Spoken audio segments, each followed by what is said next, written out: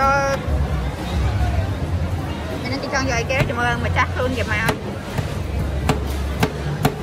lên hai đó rồi không được món chùa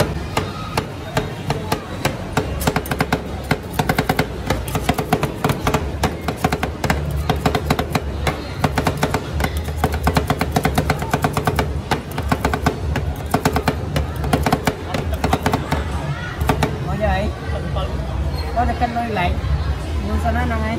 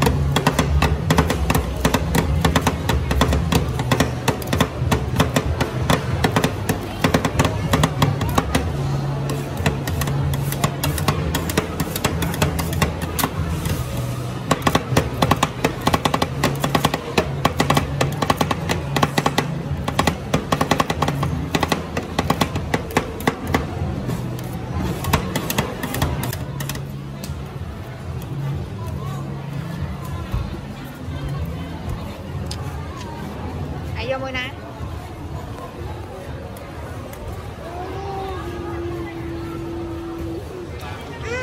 vô OREO vô sô cô la OREO này không đâu này bán mà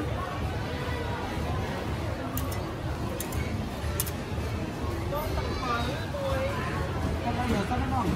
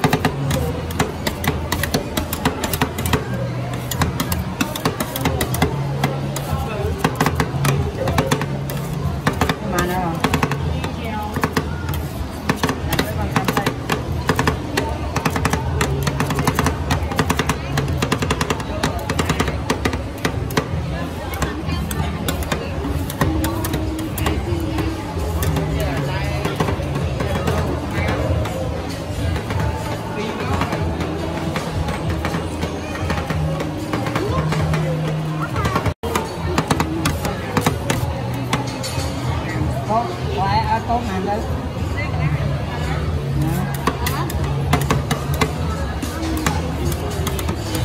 bạn ạ bắt chân nó ọt bắt chân nó ọt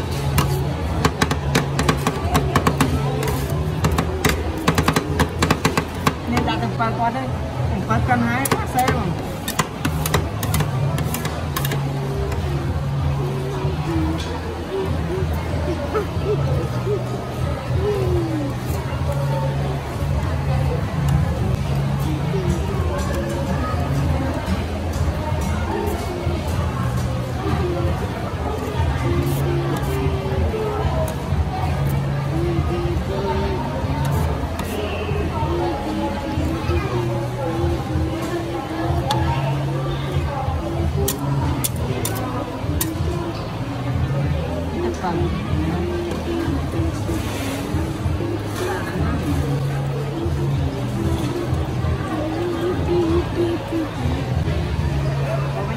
tay về to còn cho phí kiwi môi hai môi đít khả năng rồi và chưa kiwi chưa ba anh kiwi em nhớ đấy ba mà